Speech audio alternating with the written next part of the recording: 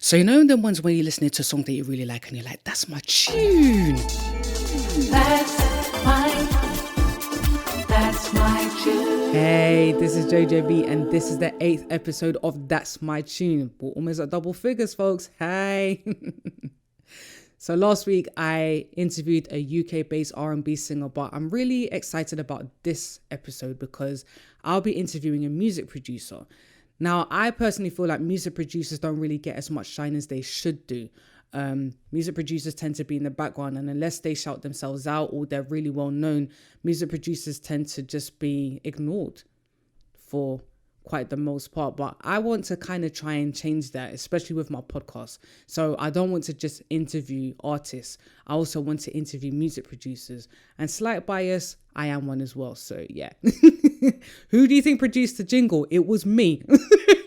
Yes, I'm plugging myself. But anyway, we're not here to talk about me. So this episode, I'm interviewing a US-based producer, and you'll hear more about him in just a moment. I love the single that he just recently dropped. Is called No Question, and I've been playing it over and over and over again. So without further ado, I'm going to let you hear the song.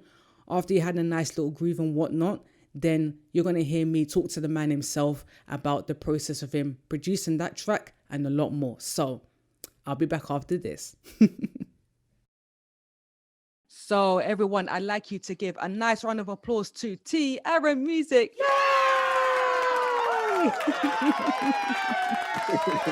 It's good.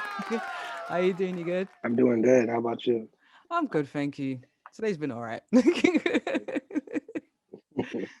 Wow, so all the way from Connecticut. People, this guy is from the US. I'm actually interviewing somebody from the US. Like, oh my God. Am I the first? Yeah, you're the first. You're the first American that I am interviewing. It's just so beautiful. Oh, cool. So like initially I wanted to interview you about the song Thank You Next, but then No Question dropped and I was listening to it. I could not stop listening to it. I was like, no, do you know what? We need to talk about this song instead because it is a vibe. It is such a vibe. Like Oh, thank you. I appreciate it. So tell me, what was the process of getting that song together?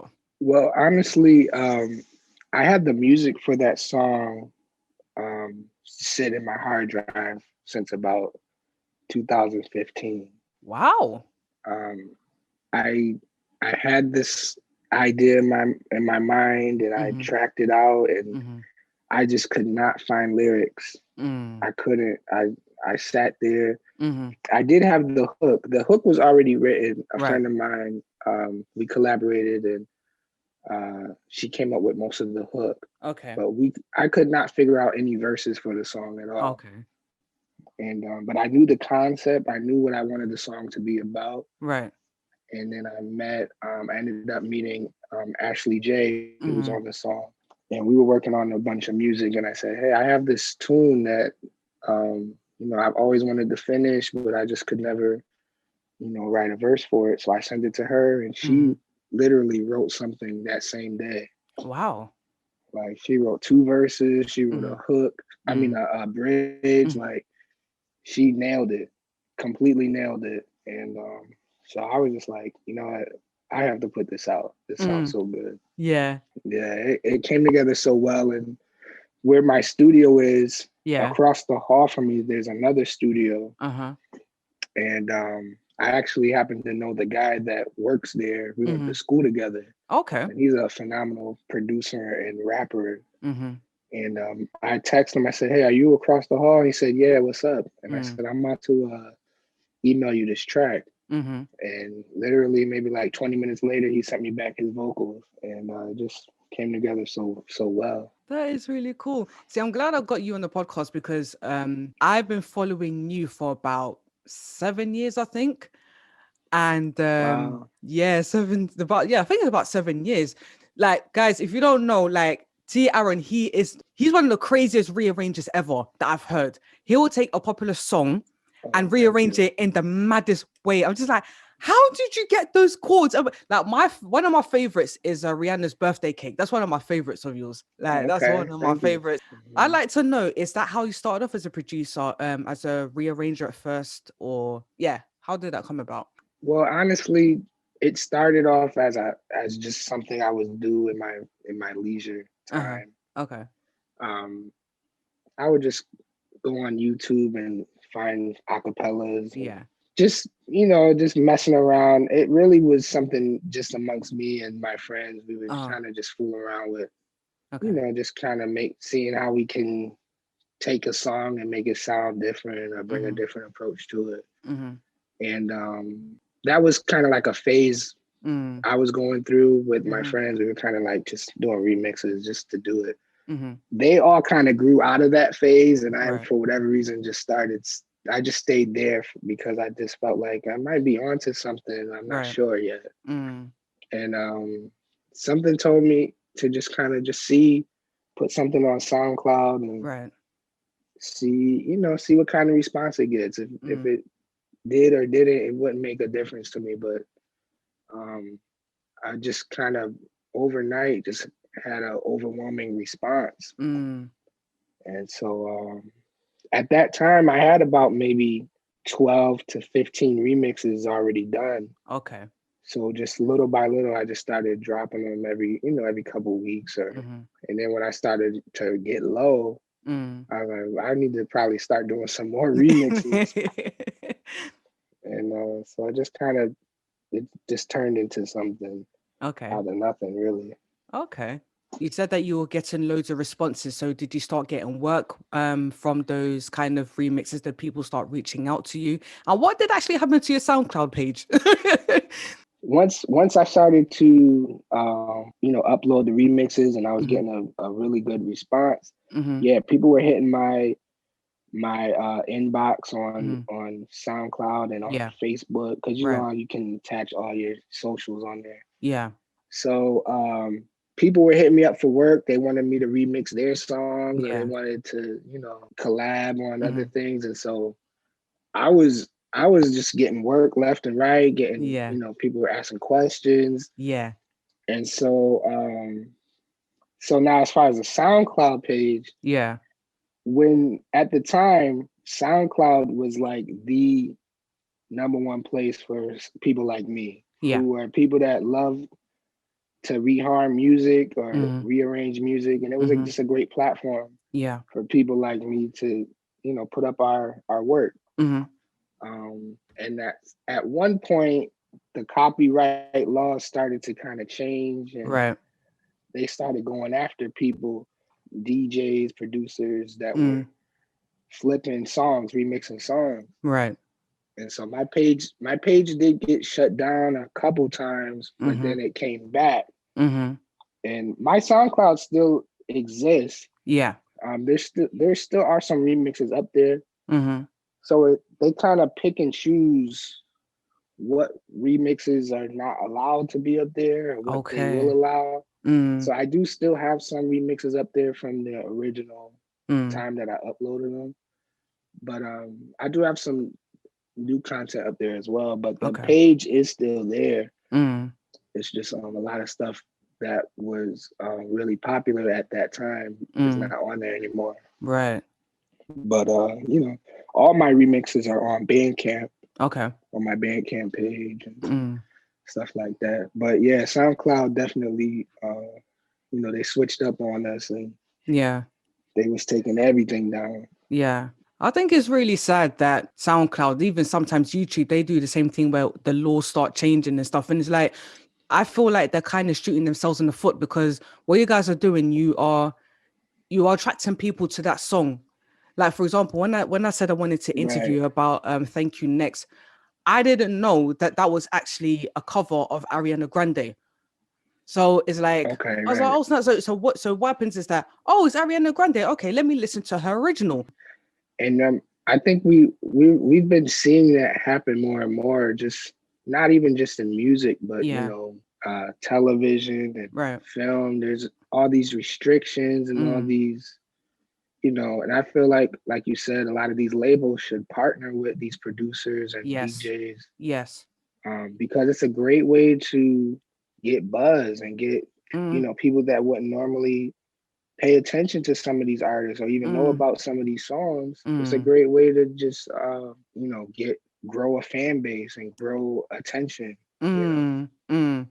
I definitely agree with that. That would be a great idea. Yeah. Maybe you should start something like that. You know, you have enough influence, so maybe you Right. could. I mean, I would love to. Now I don't know if you know, but is SoundCloud based out there where you are? Yeah, we have SoundCloud in the UK, yeah, but I don't know if it's based in the UK. I don't actually know where it's actually based. Okay, got you. Yeah. I heard that it was, but I wasn't 100% sure. But Right. SoundCloud, man, is still to this day. It's Yeah. such a great platform, Right. and I just wish that they had a way to enable producers and DJs to Yeah. really display what they can do with some of these songs. Well, like I said, I feel like it's a missed opportunity. oh, definitely. Like I said, maybe you should, get some of your people together and start some kind of petition or something. Right. So, I mean that it's not a bad idea. well, if you start something, then let me know. Maybe something could. So maybe we could partner up in the UK. Who knows? Right. So, since no question has dropped, has there been any more interest in your work? Have people reached out to you that they want to work with you? Yeah, definitely. It hasn't even been a full week yet, and I've just been getting so much positive feedback and Right. a lot of questions, and people just wanting to know more about the song and more Yeah. about my process Yeah. and production. And so it's been really good. I'm excited. Yeah. This is like my first real song that I've put out on the streaming platforms. So I'm excited about it. That's amazing. Like, I've been listening to it over and over. I love the chord progression. I love how in the hook, the Ashley J, she's singing the melody that you play. So and I just love the melody of it. And then I like the different breakdowns that take place throughout the song. Like, there's a part where there's the chorus and it's her singing and it's just like the strings at one stage, and then there's another part that sounds kind of 80s for a small second, and I'm just like, I just love the process. And again, because I'm a producer as well, it's like I can see the process in my head. I can just visualize and be like, okay, I can understand why I did this, I can understand why I did that. It just meshes so well. Oh, thank you so much. You're welcome. Yeah, that was the goal. I wanted to well, now that the 80s part that you're talking about, that wasn't in there originally. Okay. When I wanted to, when Ashley sent me back the vocals that she added to it, I said it definitely needs something, along the lines. I was thinking kind of like Lucky Day. Okay. And I was thinking along those kind of lines, something like that, like a retro, something to add to it because it needed to be refreshed a little bit. Right. Okay. So I did add that part. That part was new, but everything else that was there, that I tracked that out years ago. So I definitely wanted to, just add something fresh to it. Even that retro section, I love her vocal arrangements in that part. I was like, oof. Like, so her vocal arrangements is just like, awesome. I'll just keep listening to be like, oh, I like this, but just that. It's an amazing project. Absolutely adore it. So I was like, no, this has to, because I want more people to hear it. It just had to be done. It had to be. One last thing really good. Yeah, she's dope. So shout out to Ashley J, wherever you are. Shout out to make sure you let her know that I shouted that out. I will. And lastly, beforehand, you dropped basically an instrumental EP. So like, it was called Something to Write To. Tell me what inspired you to produce that. The inspiration behind that was the pandemic, being stuck in the house, really limited on being able to move around like we're so used to doing.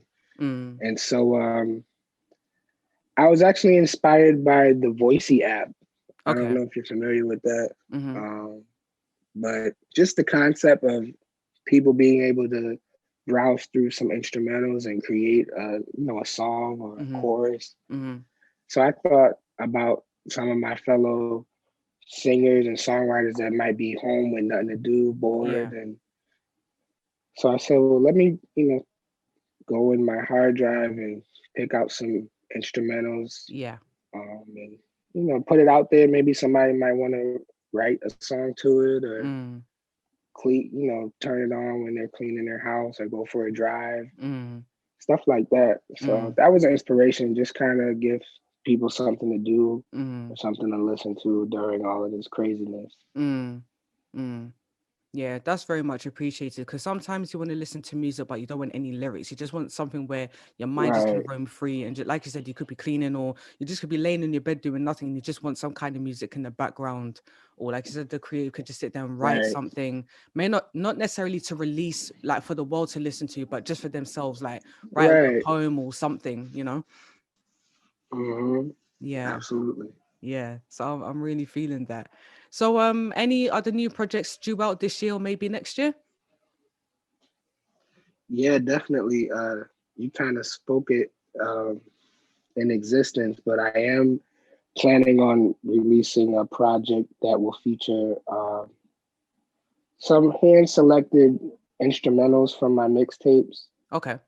I'm gonna make those available on all the streaming platforms. Nice. So I'm shooting for a Christmas release. Okay. Um, if it doesn't come out Christmas, I'm thinking New Year's Eve Okay. because I'm still kind of deciding on which ones. Mm-hmm. Um, I have a lot of, I get a lot of requests. Yeah. People ask for the instrumental, so I always kind of decline, but I feel like, hey, it's time. I'm Yeah. not really doing anything with that stuff, so Okay. I'm gonna open up the vault and let some of those instrumentals out. Yay. Yeah. That's cool. That's really cool. So if anyone wants to find you on socials, where can they find you? I'm mainly on Instagram, and that's Mm-hmm. T_Aaron Music, and then number 2. Mm-hmm. Um, you can also on my Instagram page, if you hit the link on my Mm-hmm. bio, you'll see all the links to my different. I'm on Bandcamp, SoundCloud. My song is on Spotify, iTunes, all the different streaming platforms. So I have a link tree link. Okay. You can hit that link in my bio, and Mm-hmm. all my stuff is right there. Okay. Okay, Yeah, cool. Great. Well, T-Aaron, it's been great speaking with you. yeah, likewise. Thank you so much. I So, appreciate it. oh, no problem at all. I'm a big fan of yours. And yeah, I just wanted to see you just keep on growing and just taking over the world. You're fantastic. I appreciate that. So are you. I think you're great. Oh, thank you. Oh my God. Well, you have a great rest of the day, okay? All right, you too. All right then. Bye. All right, take care. I really enjoyed that interview. Thank you so much, T-Aaaron, for such an insightful conversation. It was so nice talking to a fellow music producer who understands the challenges that we face and the process we go through putting music together. It was quite refreshing. I really, really enjoyed that. So that was T-Aaaron Music, people. So you know where to find him. And as per usual, you can find me on Twitter if you'd like to follow Ms. Jojo B, MZJOJOB. And you can follow That's My Tune in the following ways. That's My Tune Pod on Twitter. That's My Tune Podcast on Instagram. And if you'd like to email, that's My Tune Podcast at gmail.com. I might drop another bonus episode in a couple of days. Who knows? Stay tuned. But in the meantime, remember, tell a friend to tell a friend if they're a musical geek like me, like you. Get them onto this podcast, subscribe, and all that good stuff. Be back in a couple of days. Bye.